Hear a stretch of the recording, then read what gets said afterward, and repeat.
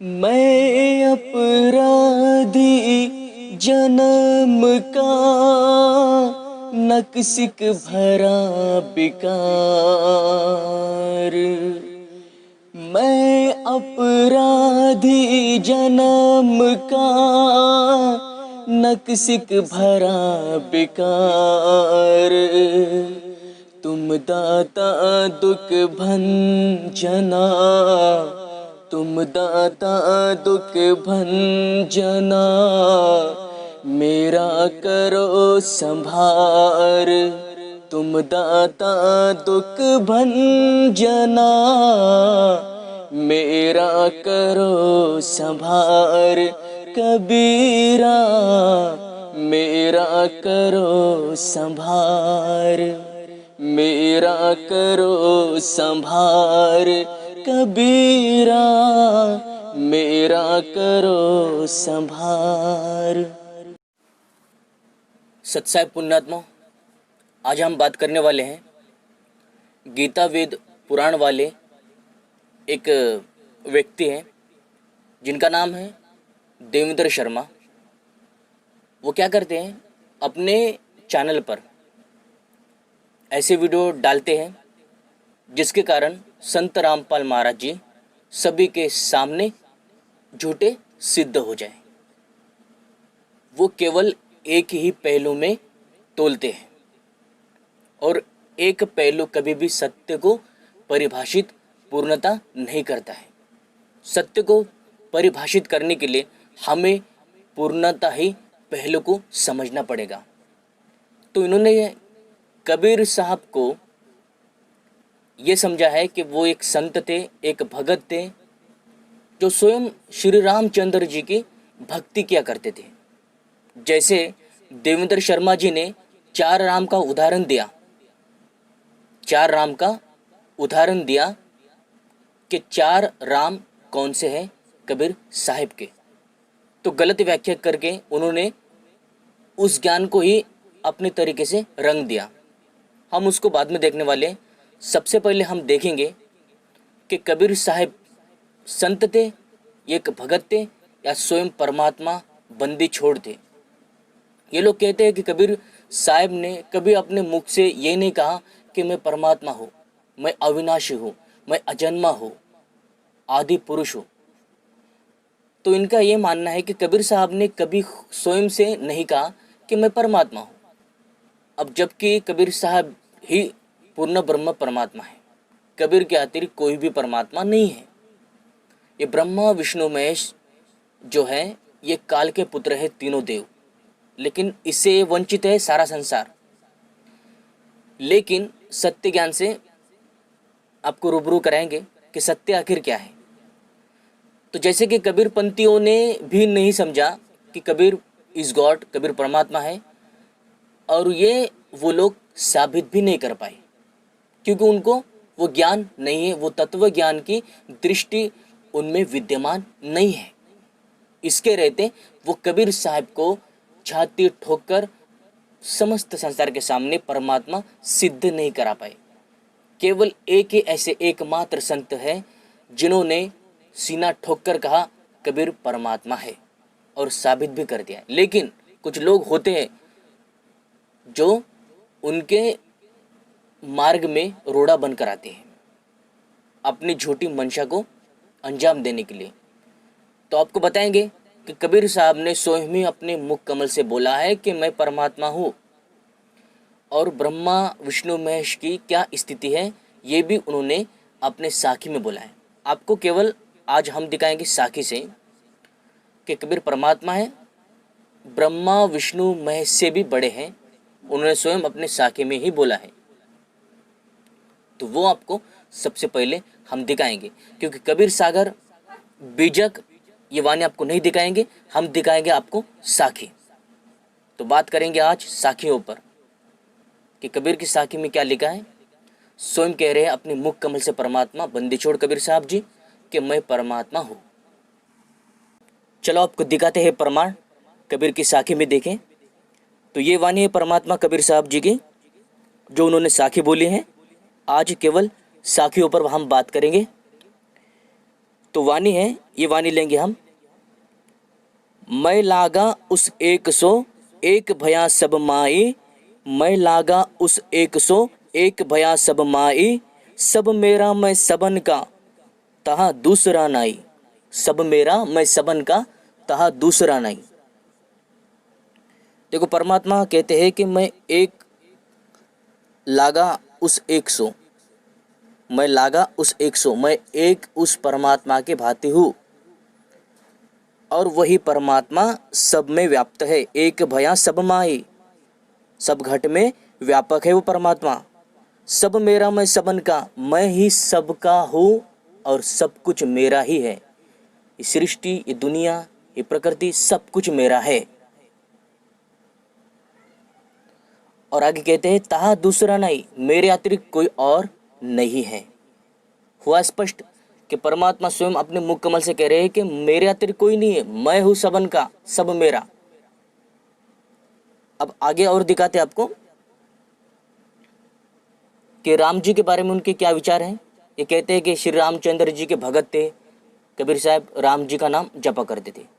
तो आप देख सकते हो कि उनकी स्थिति और उनका परिचय देते हुए परिचय के अंग को हम स्पष्ट करेंगे कि जो कबीर की साखी है उसमें एक अध्याय आता है परिचय को अंग, उसमें देखने वाले हैं। तो वाणी है 5 तत्व गुण 3 के आगे मुक्ति मुकाम, 5 तत्व गुण 3 के आगे मुक्ति मुकाम, तहा कबीरा घर किया गोरख दत्त नाराम, तहा कबीरा घर किया गोरख दत्त नाराम।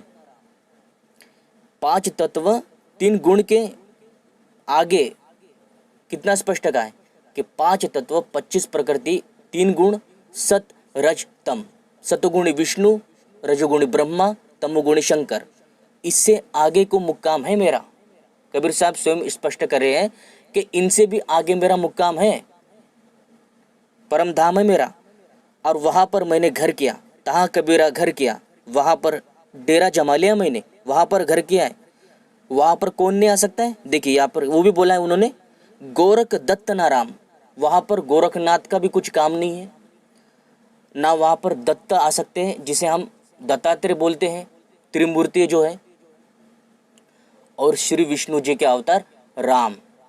गोरख दत्त नाराम, वहां पर कबीर के घर में ये तीनों नहीं है, गोरख दत्त और राम। हुआ स्पष्ट कि कबीर साहब स्वयं कहते हैं कि ये तीनों वहां पर नहीं है, मैं हूं वहां पर, डेरा जमाए बैठा हूं, परम धाम में विद्यमान हूं, सतलोक में।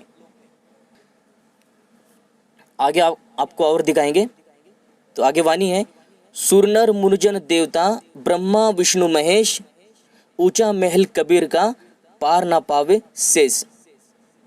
सुरनर मुनिजन देवता, ये सुरनर मुनिजन ये देवता है, जैसे ब्रह्मा विष्णु महेश जो है वो भी देवता है, और इनसे भी स्वयं का महल ऊंचा कर दिया परमात्मा ने। ये देखो ऊंचा महल कबीर का महल इनसे ऊंचा है, और पार ना पावे शेष। शेष नाग जिसे अनंत भगवान कहते हैं लोग, वो भी पार नहीं पा सकता कबीर साहब के उस घर का, कबीर साहब के उस परम धाम का। तो वाणी कितनी स्पष्ट कर रही है, लेकिन इनकी समझ में नहीं आई, ये रट्टे सट्टे लगाते रहे, घोट लेते पूरे वाणी, इनको पढ़ते रहे और हमें समझाते भी रहे। हमने इनको धर्मगुरु, कथावाचक, संत महाजन, मुनिजन ये समझ लिया, लेकिन ज्ञान से ये शून्य थे, ज्ञान इनके पास शून्य था, आध्यात्मिक ज्ञान इनके पास कुछ भी नहीं। तो स्पष्ट हुआ वाणी से कि परमात्मा आगे है, कबीर साहब सबसे ऊपर है, ऊंचा महल कबीर का।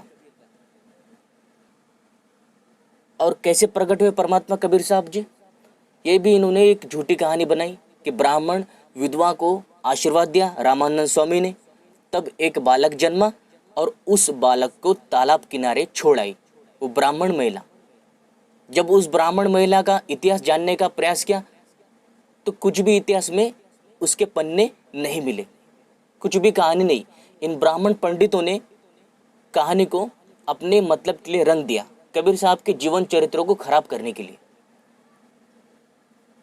तो वाणी है परमात्मा की, जो परमात्मा स्वयं अपने मुख कमल से कहते हैं काया शिष संसार में पानी बूंद शरीर, कायाशी संसार में पानी बूंद शरीर, बिना सिप के मोतिया प्रगटे दास कबीर। बिना सिप के मोतिया प्रगटे दास कबीर। जैसे पानी से बूंद निकलता है, वैसे ही सिप जो होते हैं ना, उससे मोती निकलता है। बिना सिप के कोई भी मोती का जन्म नहीं हो सकता है। जैसे बिना माँ बाप के कोई भी संतान या मानव का जन्म नहीं हो सकता है। गर्भ के मारे, गर्भ में ही हर एक मानव का जन्म होता है।